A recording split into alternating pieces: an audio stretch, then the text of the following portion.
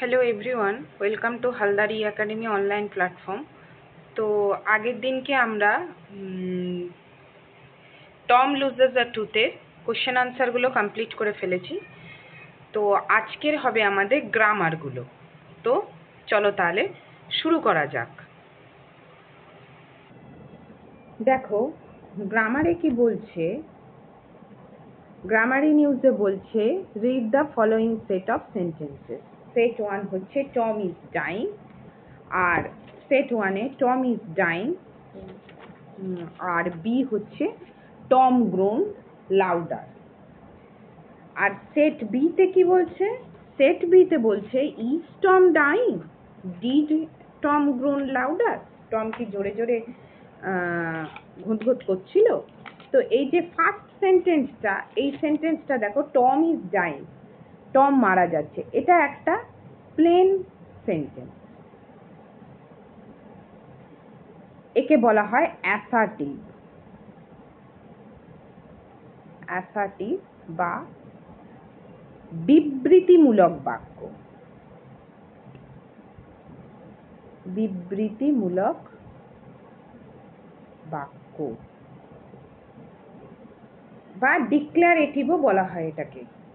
এটাকে ডিক্লারেটিভ, এটাও কিন্তু বলা হয়। এবার কেন বলা হয় সেই প্রসঙ্গে আসি, সেই কনটেক্সটে। দেখো, টম ইজ ডাইং, টম মারা যাচ্ছে। ডাইং মানে হচ্ছে অ্যাবাউট টু ডাই, মানে প্রায় মারা যাচ্ছে, অ্যাবাউট টু ডাই। আর টম গ্রোন্ড লাউডার, টম জোরে জোরে ঘুঁতঘুঁত করছিল। এবার এই যে দুটো সেন্টেন্স, এই দুটো সেন্টেন্সে কিন্তু কোনো রকম কোনো হ্যাঁ বা না বা কোশ্চেন কিছুই করা নেই। জাস্ট একটা মানে কি বলবো, একটা মানে তোমার একটা ইনফরমেশন দেয়া হচ্ছে। এটা হচ্ছে একটা ইনফরমেশন। কি ইনফরমেশন দেয়া হচ্ছে? যে টম মারা যাচ্ছে। তারপর হচ্ছে টম গ্রোন্ড লাউডার, টম জোরে জোরে ঘুঁতঘুঁত করছিল। এখানে কোনো হ্যাঁ বা না কোনো কিছুই কিন্তু দেয়া নেই। তো সেই জন্য এই ধরনের সেন্টেন্সগুলোকে বলা হয় অ্যাসার্টিভ সেন্টেন্স বা বিবৃতিমূলক বাক্য। মানে কোনো কিছু ইনফরমেশন আমরা কালেক্ট করছি এদের কাছ থেকে। ঠিক আছে, এরপরের সেন্টেন্স, তা এটা আমরা বুঝে গেলাম। বিবৃতি মানে কোনো কিছু সম্পর্কে আমরা কিছু কথা বলছি, সেটাকে বলা হচ্ছে অ্যাসার্টিভ সেন্টেন্স।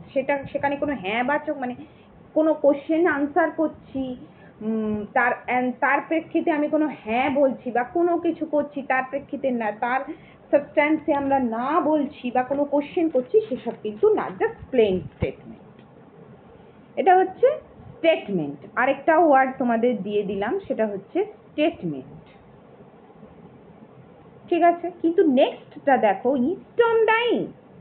এখানে আইদার আমরা ইয়েস বলতে পারি, নয়তো নো বলতে পারি, কিন্তু আমরা যেহেতু এই কনটেক্সটে পড়ছি, তো আমরা এখানে ইয়েসটাকেই কারেক্ট করব। হ্যাঁ, তো এখানে কিন্তু আমরা একটা কোশ্চেন করছি। But did Tom groan louder, Tom কি জোরে জোরে ঘুঁতঘুঁত করছিল? ইয়েস, এটাও হ্যাঁ।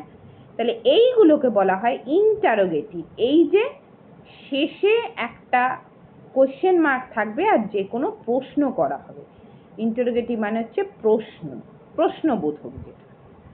তো সেটাই লেখা আছে in sentence 1 both the sentences are assertive sentence and in sentence 2 both the sentences are interrogative sentence.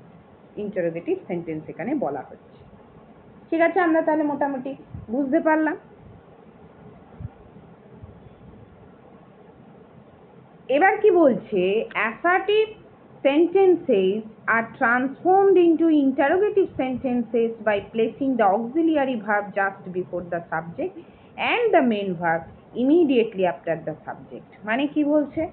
assertive sentence কে আমরা interrogative sentence এ ট্রান্সফার করতে পারি কিভাবে? by placing the auxiliary verb। সেই auxiliary verb গুলো, auxiliary verb মানে হচ্ছে সাহায্যকারী ক্রিয়া, সাহায্যকারী ক্রিয়া। সেই অক্সিলিয়ারি ভার্বটা কোথায় থাকছে? বিফোর দ্য সাবজেক্ট, সাবজেক্টের আগে, and the main verb immediately after the subject. এবং তারপরে সাবজেক্ট বসবে এবং তারপরে পরের সাথে সাথেই মেইন ভার্ব বসে যাবে।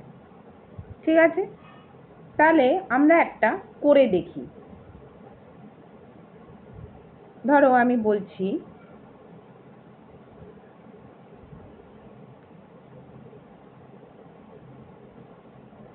I eat rice,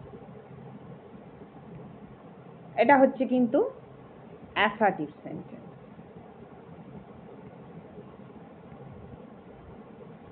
ওকে,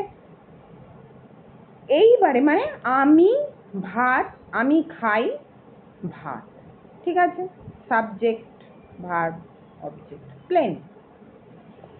এইবার এটাকে যদি আমরা চেঞ্জ করব তখন আমরা কি করব? ডু আই ইট রাইস,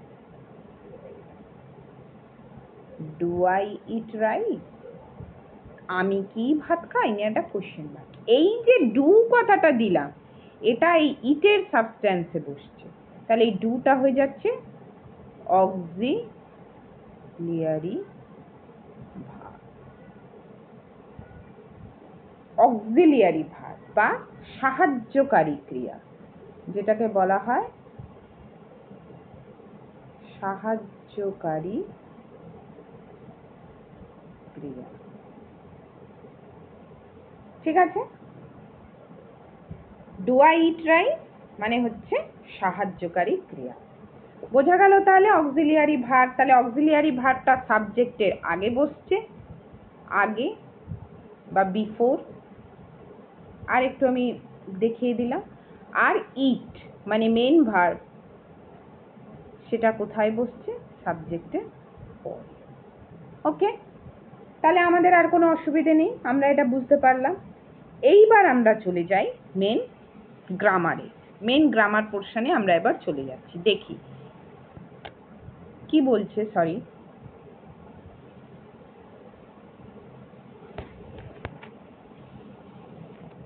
এইবার দেখো যে লাইনটা আমি তোমাদের বললাম যে assertive sentences that do not have an auxiliary, যেমন আই ইট রাইস, ওখানে তো কোনো অক্সিলিয়ারি ভার্ব নেই, তো সেটা ইন্টারোগেটিভ সেন্টেন্সে কিন্তু অক্সিলিয়ারি ভার্ব নিয়ে নেবে according to the sense of the subject. Sense মানে বোধগম্যতা, বোধগম্যতা, বোধগম্যতা ওয়াইজ এখানে নিয়ে নেবে। সেন্স ওয়াইজ কি ডু বসবে না ডাজ বসবে, মানে সেটা কোনো টেন্স হতে পারে, কোনো অন্য কোনো ইয়ে হতে পারে, মানে কোনো কন্ডিশন হতে, কোনো শর্ত হতে পারে, যে কোনো কিছুই হতে পারে। তো সেইগুলো বোঝানোর জন্য আমরা এগুলো ব্যবহার করি। ঠিক আছে, তো এইবার আমরা চলে যাচ্ছি সেট 3-তে। সেট 3 কি বলছে দেখো, Tom what a shock you gave me, এটা হচ্ছে এক্সক্লামেটরি সেন্টেন্স, এক্সক্লামেটরি বা আবেগ সূচক।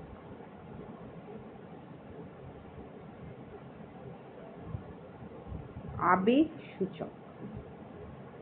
Tom said please aunty do not pull it out, Tom কি বলেছিল? ওহো আন্টি দয়া করো এটাকে তুলে দিও না।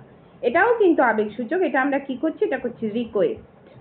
সরি, এটা আবেগ সূচক নয়, আমি একটু ভুল বললাম। এটাকে বলা হয় কোনো, মানে অ্যাকচুয়াল আমার বাংলাটা এখন মনে পড়ছে না, এটাকে বলা হচ্ছে কিন্তু ইম্পারেটিভ সেন্টেন্স।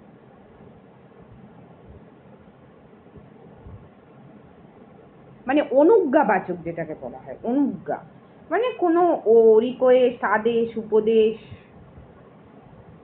কোনো প্রার্থনা, যেগুলো আমরা পড়ি আর কি, সেগুলো বোঝাতে এইরকম সেন্টেন্স ব্যবহার করে। Tom said please aunty do not pull it out, এটাকে তুলো না। সেট 4-এ কি বলছে? Tom you gave me a great shock, এই এক্সক্লামেটরি সেন্টেন্সটা এখানে অ্যাসার্টিভ হলো। টম তুমি একটা খুব আমায় আঘাত দিয়েছো। তারপরে সেন্টেন্সটা Tom said please aunty do not pull it out, Tom বলল প্লিজ আন্টি এটাকে তুলো না, তাহলে এটাও আমরা Tom requested his aunty not to pull it out, এটাও কিন্তু অ্যাসার্টিভ। টম তার আন্টিকে রিকোয়েস্ট করলো যাতে দাঁতটাকে না তুলে দেয়। ঠিক আছে, তাহলে এইবার আমরা চলে যাই কি বলছে, in the sentences of set 3 the first sentence যেটা আমরা বললাম এক্সক্লামেটরি, এক্স বলে লিখে রাখছি, আর সেকেন্ড হচ্ছে ইম্পারেটিভ। সেন্টেন্স এবারে সেট 4 দুটোই কিন্তু হয়ে যাচ্ছে অ্যাসার্টিভ। তো এইবার exclamatory sentences are transformed into assertive sentence by decreasing the emotion, মানে যে ইমোশনটা দিয়ে আমরা বলছি টম তুমি আমাকে কতটা আঘাত দিলে, এখানে অতটা ইমোশন আমাদের কাজ হবে না, এখানে আমরা ইমোশনটাকে একটু কমিয়ে দিচ্ছি। তাহলে কি বলছি, টম তুমি আমাকে খুব আঘাত দিয়েছো, অতটা ইমোশন বোঝাচ্ছি না, কারণ এখানে এক্সক্লামেশন মার্ক আছে কিন্তু সেখানে সেটা নেই। Emotional content of the sentences and removing the exclamatory mark and given the sentence to form a statement. এটা স্টেটমেন্টের মতো ব্যবহার করব। ঠিক আছে, তাহলে আমরা বুঝতে পারলাম। এইবার আমরা চলে যাই সেট 5-এ। সেট 5 কি বলছে, he wished that he was sick. সে আশা করছিল যে সে যদি সিক হতো, যদি সে অসুস্থ হতো তাহলে তাকে আর স্কুলে যেতে হতো না। তাহলে এখানে কোনো নো বা নট নেই, না বাচক কোনো কিছু নেই, তাহলে এটা হয়ে যাচ্ছে কিন্তু affirmative sentence. Affirmative, affirmative sentence বা হ্যাঁ বাচক।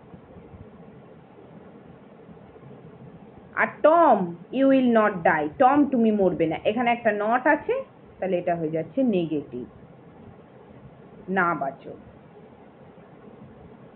তাহলে এই যে এবারে he wished that he was not well, Tom you remain alive.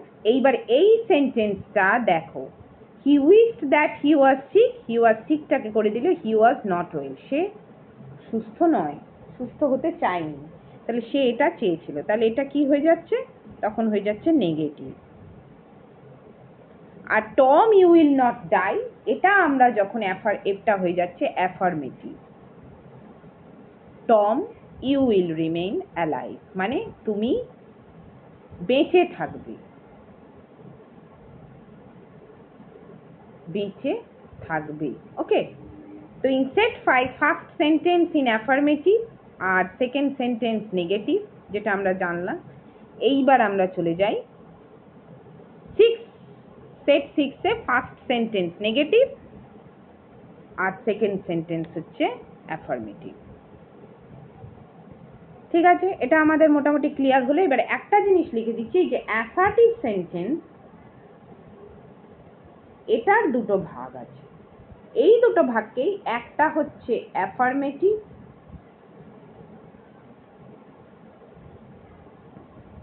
R next হচ্ছে নেগেটিভ। ওকে, একটা হচ্ছে হ্যাঁ বাচক, একটা হচ্ছে না বাচক। এইবার সেট 6-এ যেটা আমরা পড়লাম, তাহলে এটা তোমরা একটু লিখে নিও যে অ্যাসার্টিভের দুটো ডিভিশন, 2 ডিভিশন, অ্যাফার্মেটিভ নেগেটিভ। এবার সেট 6-এ কি বলছে, দ্য ফার্স্ট সেন্টেন্স নেগেটিভ আর সেকেন্ড সেন্টেন্স অ্যাফার্মেটিভ। তো এইবার affirmative sentences are transformed into negative sentences with certain modification, like using the word as no, not, never without affecting any change in meaning, meaning এ কোনো change না এনে।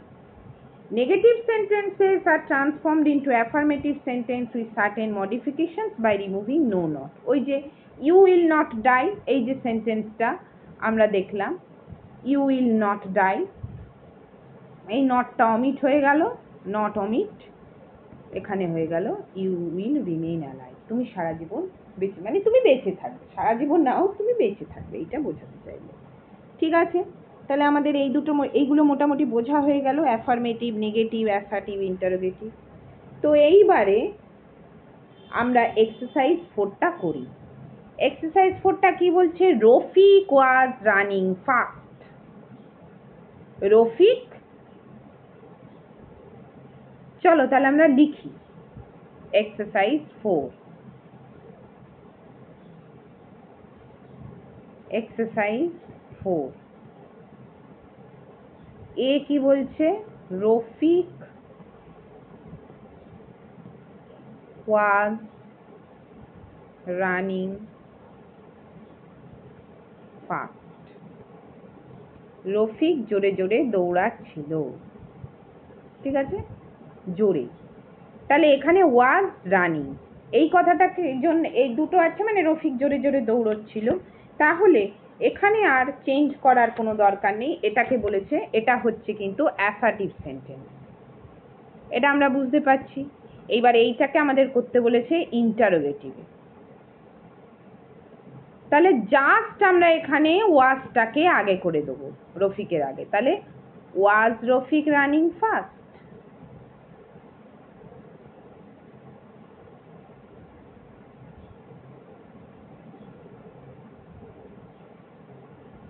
ওয়াজ Rafiq running fast? Rafiq কি জোরে জোরে দৌড়চ্ছিল? এখানে কোনো ডু ডাস কিছু প্রয়োজন হলো না, কারণ এখানে অলরেডি ওয়াজটা অক্সিলিয়ারি ভার্ব। যে সেন্টেন্সে অক্সিলিয়ারি ভার্ব থাকবে না তখনই অক্সিলিয়ারি ভার্ব আনতে হবে। বোঝা গেল? তাহলে রফিক ওয়াজ রানিং ফাস্ট, তাহলে লিখছি আমরা ওয়াজ রফিক রানিং ফাস্ট? রফিক কি জোরে দৌড়াচ্ছিল? বোঝা গেল? তাহলে আমরা এবার চলে যাই নাম্বার বি তে। বি কি বলছে? The boy would never forget the exciting incident. লিখি, the boy will never forget the exciting incident. এটা হয়ে যাচ্ছে নেগেটিভ সেন্টেন্স। নেগেটিভ, একে করতে দিয়েছে অ্যাফার্মেটিভ, মানে হ্যাঁ বাচক করতে হবে। তাহলে এটা আমরা কি করব? এই নেভারটা অপোজিট ওয়ার্ড করে দেবো।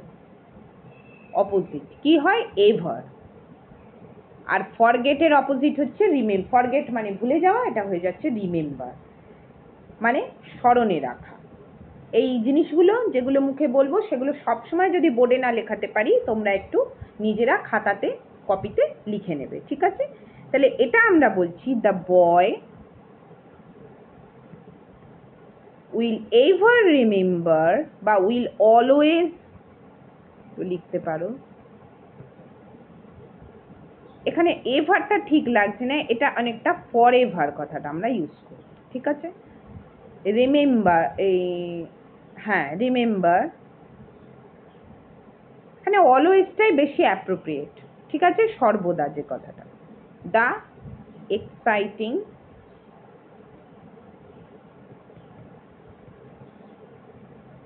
ইনসিডেন্ট।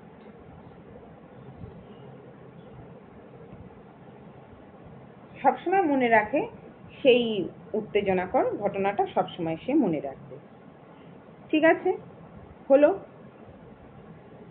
এরপরে চলে যাই নাম্বার 3 তে। We had a wonderful time last evening. লিখি, we had a wonderful time last evening.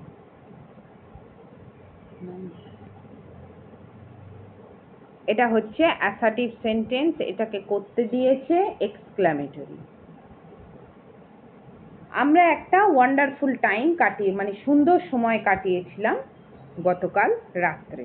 তাহলে এই ওয়ান্ডারফুল টাইমটাকে আগে নিয়ে আসবা, তার সাথে যোগ করব হু, হুইচ, হোয়াট, এই ধরনের WH ওয়ার্ডগুলো।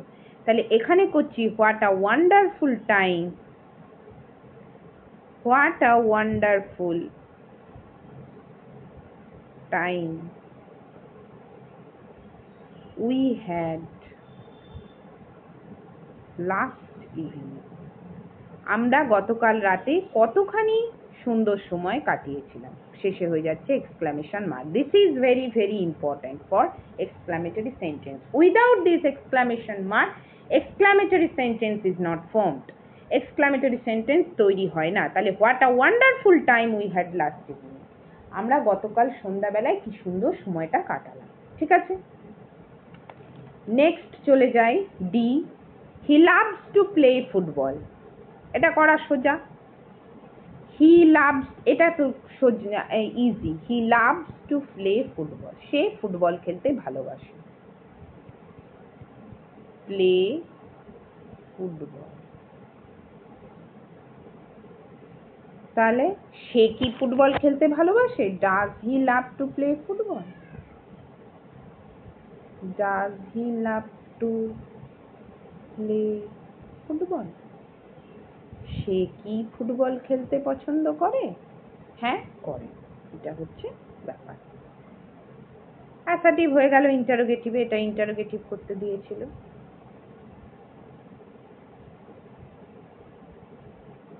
ঠিক আছে, নেক্সট হয়ে গেল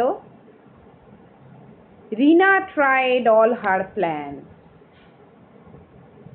রিনা ট্রাইড অল হার প্ল্যান। সব ধরনের চেষ্টা রিনা করেছে। এটা হয়ে যাচ্ছে অ্যাফার্মেটিভ। এটাকে আমরা করব নেগেটিভে। রিনা তার সব ধরনের চেষ্টা করেছে, তাহলে রিনা কোনো চেষ্টাকেই সে অসমাপ্ত রাখেনি। তাহলে রিনা left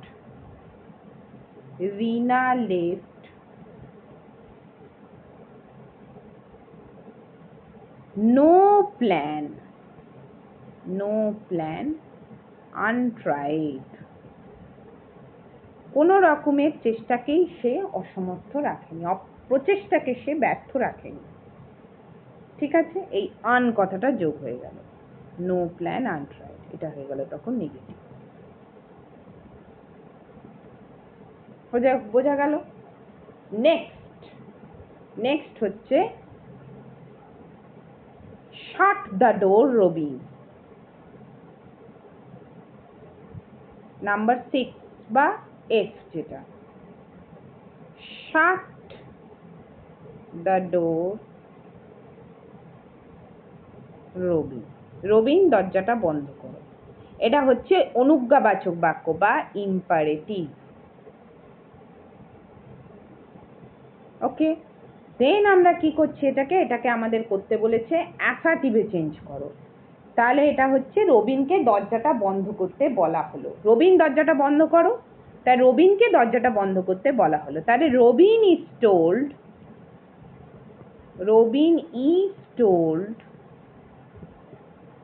to shut the door.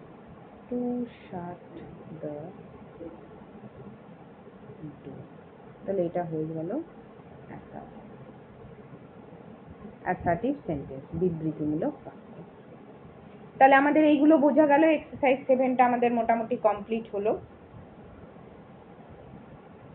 কোনটা অ্যাফার্মেটিভ, কোনটা নেগেটিভ, কোনটা অ্যাসার্টিভ, কোনটা ইন্টারোগেটিভ, কোনটা ইম্পারেটিভ, এগুলো আমরা বুঝতে পারলাম। তাহলে তোমরা কি করবে, তোমাদের কাজ হচ্ছে জিনিসগুলোকে ভালো করে বাড়িতে দেখা। আমি যেগুলো বুঝিয়ে দিলাম সেগুলো ভালো করে বাড়িতে দেখা। ঠিক আছে, তাহলে আজকে আমাদের এতদূর পর্যন্তই থাকলো, এক্সারসাইজ 4 পর্যন্ত।